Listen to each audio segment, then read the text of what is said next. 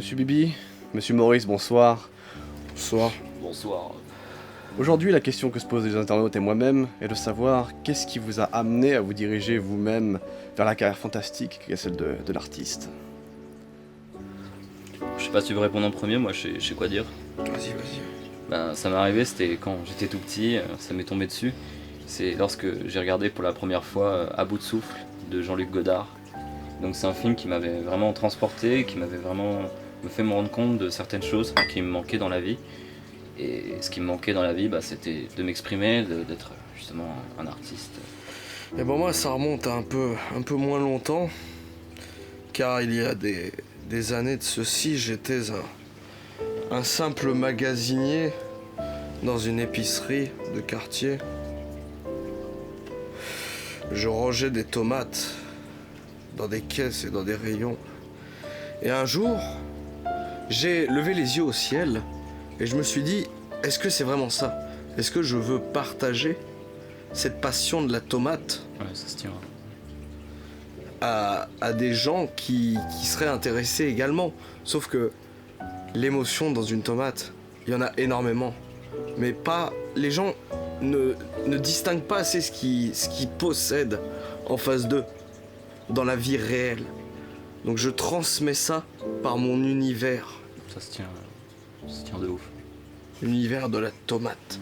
Premièrement, secondement, quelles ont été vos influences pour vos créations? Nous allons commencer par Monsieur Maurice, qui a beaucoup plus de notoriété pour l'instant, qui va répondre à nos questions. Alors on a une influence qui nous est commune à tous les deux, c'est Marc-André Roson. Donc pour ceux qui connaîtraient pas Marc-André Roson,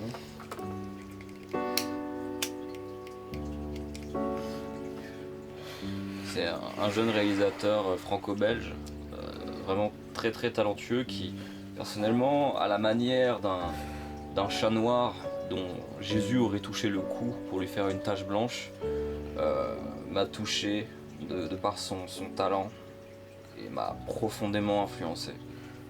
Personnellement, j'ai pu m'associer avec Marc-André à ses débuts, lorsqu'il avait la fougue de la jeunesse en lui à son plus haut niveau.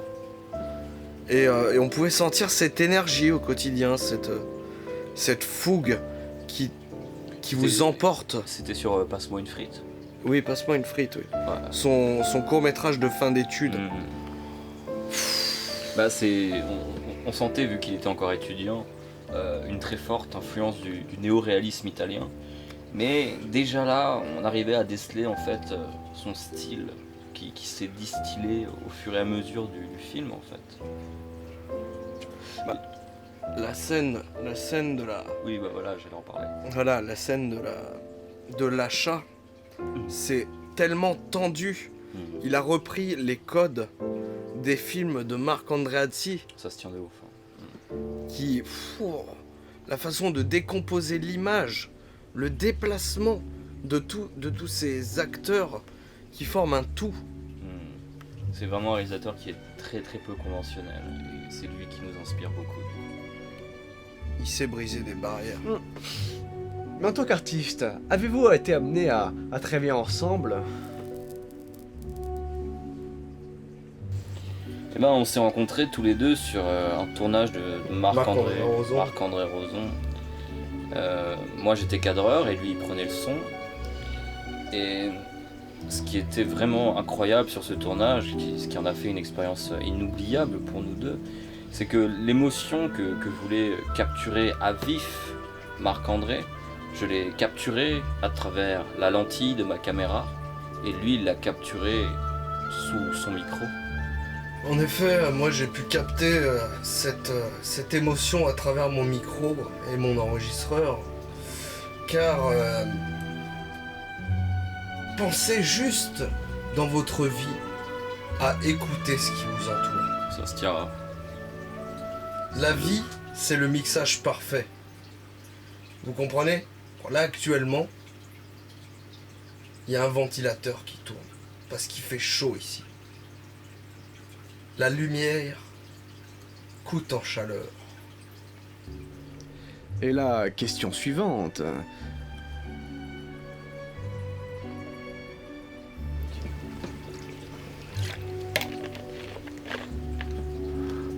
Ouais, justement, je me permets du coup de rebondir sur cette notion de silence. On dit souvent que le silence est d'or, mais c'est donner une valeur marchande au silence, et c'est donc aussi donner une valeur marchande à ces moments de vie qu'on partage ensemble, pourtant dans la plus grande gratuité. Le silence, on n'y apporte pas assez d'importance. Alors que c'est une denrée que l'on essaye de privatiser et de contenir un maximum. Détruire le silence, c'est détruire la démocratie. Détruire le silence, c'est détruire l'humain, c'est détruire le droit de profiter tout simplement, le droit de ne rien faire, le droit de ne pas travailler, le droit de vivre. Le tout sans être jugé. Parce que le silence pour beaucoup occasionne la gêne, l'ennui, d'être inintéressant aux yeux de notre interlocuteur. N'est-ce pas là l'une des plus grandes peurs de ce siècle? De nos jours, on dédiabolise le silence. Les gens ont peur d'être jugés dans leurs conditions, car régis par des standards de société quasi immondes. On crée des monstres. On crée des monstres, on crée des masques aussi. Beaucoup de masques. On est tous cachés sous un masque. Et pourtant, derrière la grande bannière de l'unité, d'une fausse unité, d'une fausse unité maquillée sous du mensonge. Et moi, tu vois, je pense que une des plus grandes peurs de notre siècle, c'est pas finalement la peur d'être jugé comme étant inintéressant, ennuyeux et tout. À mon avis, c'est l'inverse. C'est la peur d'être trop intéressant aux yeux des gens et d'être décortiqué constamment, d'être fusillé du regard, d'être fusillé par le regard, mais aussi les paroles et les cris. Ça me rappelle énormément de la condition dans laquelle était Marc-André Roson à ses tout débuts. C'est ça. À ses tout débuts, avant même qu'il fasse toute cette trilogie, cette trilogie extraordinaire. Il était jugé car ses œuvres, ses toutes premières œuvres, elles étaient impossibles à traduire pour le commun, l'unité commune. Donc ce qui fait que Marc-André s'est fait juger à ce moment-là, et même aujourd'hui, aux yeux de la presse et de tous les scandales qui peuvent tourner de toutes ces histoires, Marc-André se comporte différemment. C'est ça. Il faut pas se leurrer, Marc-André se présente différemment en public. C'est un génie qui se présente différemment, et à l'instar...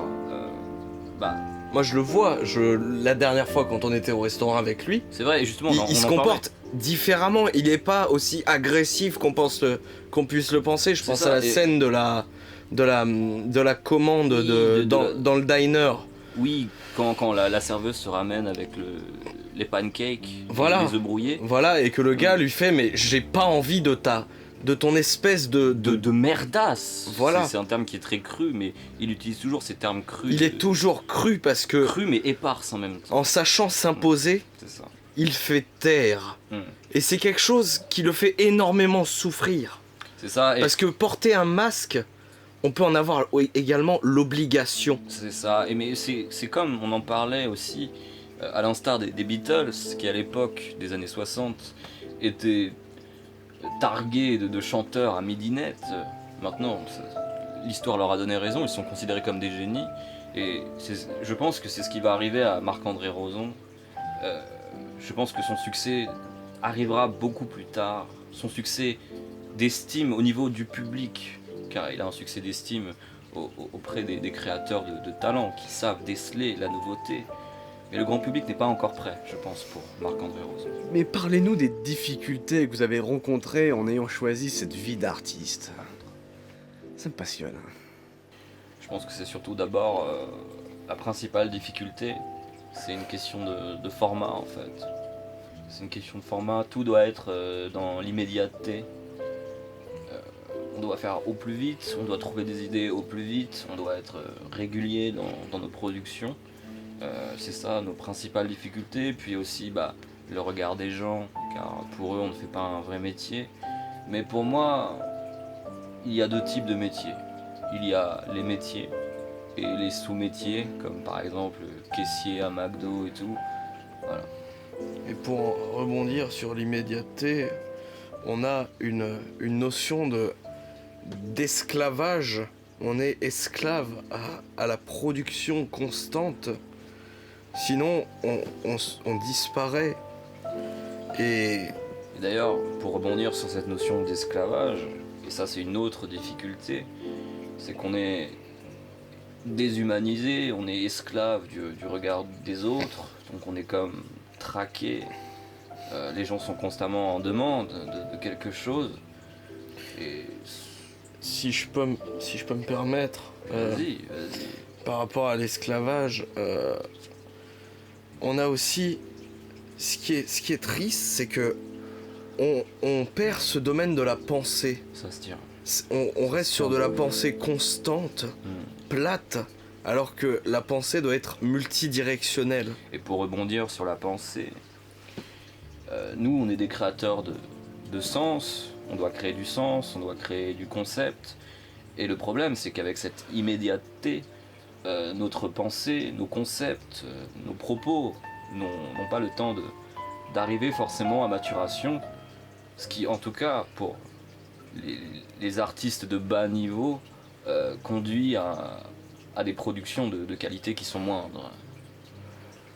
De manière générale, pour réussir dans le domaine artistique, faut-il être avant-gardiste, politiquement incorrect ou abstrait ? Il faut avant toute chose que ce soit vecteur de propos. Mais pour rebondir sur ce que tu as dit, sur le politiquement incorrect, il y a trop de gens qui essayent d'être politiquement incorrects, mais qui en le faisant sont politiquement corrects. C'est pas parce que tu as écrit « baise-moi » sur la couverture de ton bouquin que tu es subversif. Les gens souvent ne savent pas ce qu'est être subversif et essayent juste de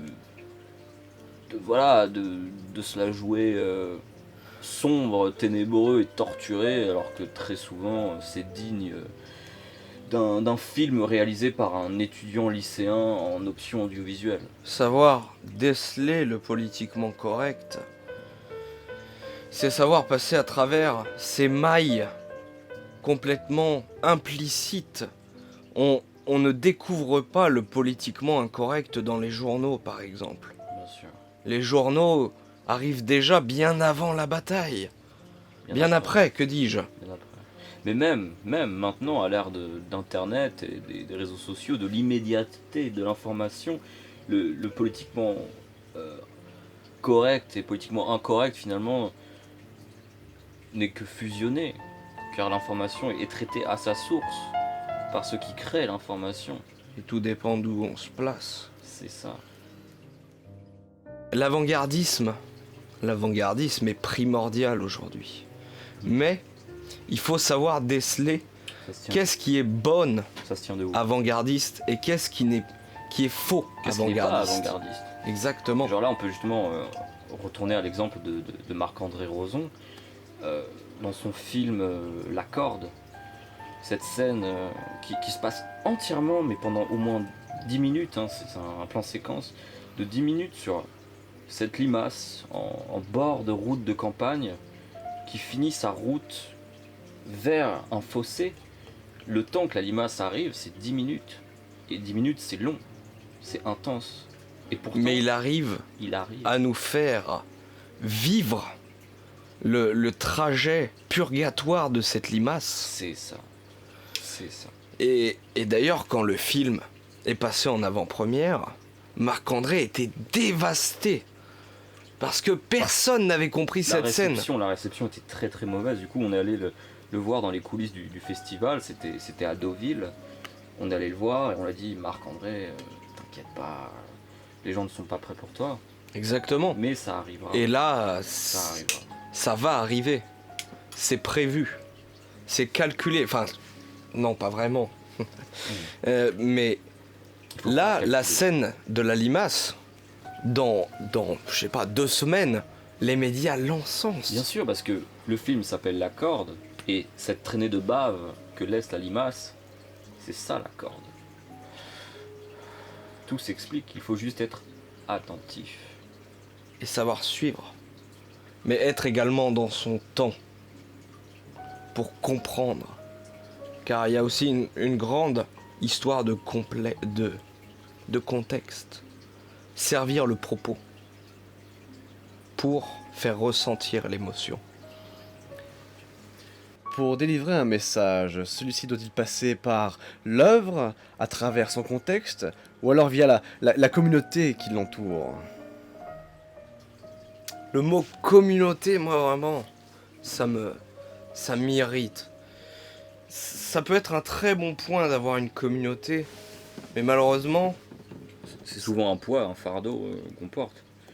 On est constamment obligé de travailler pour sa communauté, de lui fournir quelque chose.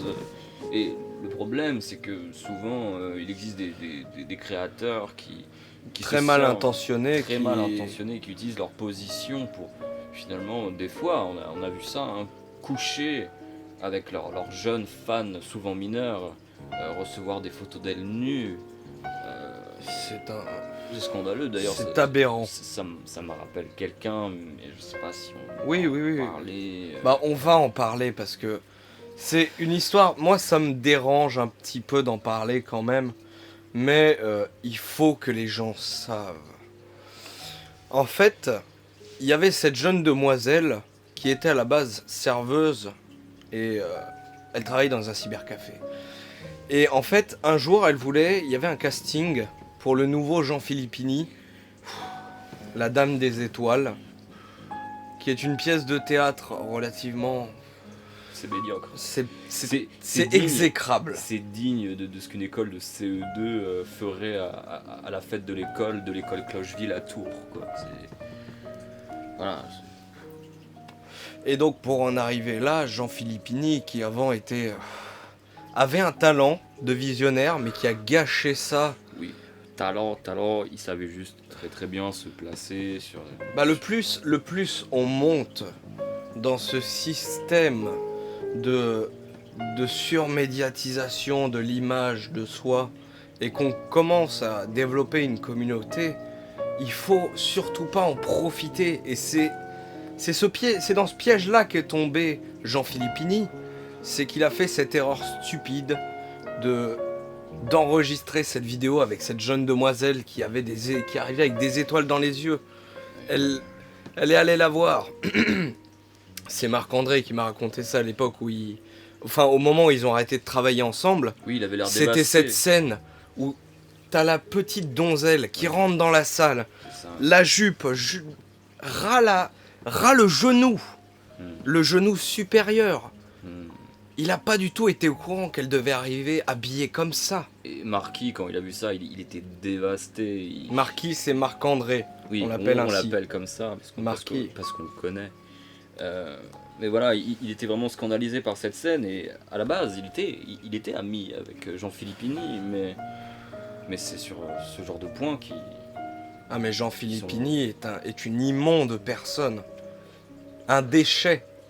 Écoute, ça sert à rien d'en parler, c'est lui donner du crédit, c'est comme ça que ça fonctionne aussi. C'est ça aussi le problème des communautés, c'est qu'elles fonctionnent beaucoup par l'affrontement de leurs idoles, ça crée des histoires. Il faut jamais se tenir à la généralité, mais ils ne font pas non plus en débattre tout le temps. Non mais pardon, mais je me permets de recentrer le débat sur le thème des réseaux sociaux. Comment les appréhendez-vous et quelle place ont-ils dans la vie de l'artiste? Pour moi, je pense sincèrement que c'est une chance, mais avant tout une prison. Car on est prisonnier De ce que notre audience voit. C'est ça. Donc chaque mot, c'est une des règles essentielles de la vie de toute façon. Tout ce qui vient de nous, il y a plusieurs paramètres qui rentrent en jeu. Il y a ce qu'on veut dire, il y a ce qu'on dit, il y a ce que la personne écoute et entend, et il y a ce qu'elle interprète là-dedans. Donc ce qui fait que le chemin, un seul mot, une seule phrase, peut tout détruire. Peut tout changer, sera analysé, décortiqué. Par des gens complètement névrosés. Des gens complètement névrosés qui très souvent font passer leurs idéologies avant la personne. Et tout cela résulte au fait que ces artistes constamment interpellés par leur communauté Ne peuvent plus créer. ne peuvent plus créer, cherchent... L'art est muselé. L'art est muselé. L'art lui-même ne se muselle pas, car il se présente déjà par lui-même dans des muselés.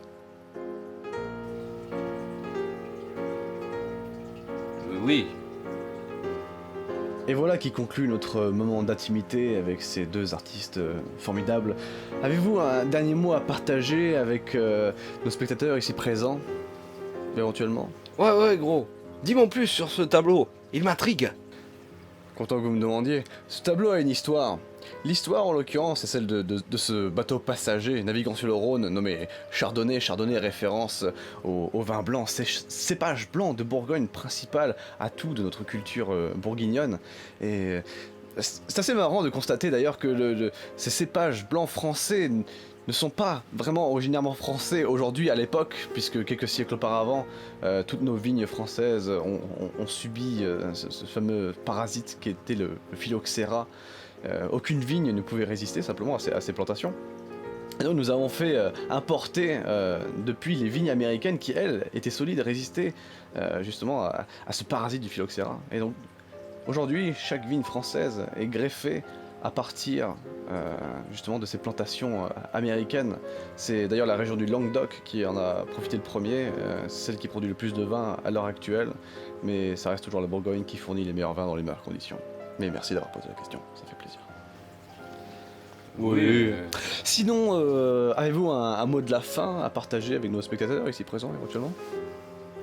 Je ne vais pas vous conseiller de suivre mon travail, mais je vous conseille de vous désintéresser de celui de Jean Filippini. Merci de nous regarder. Réalisé par Marc-André Roson.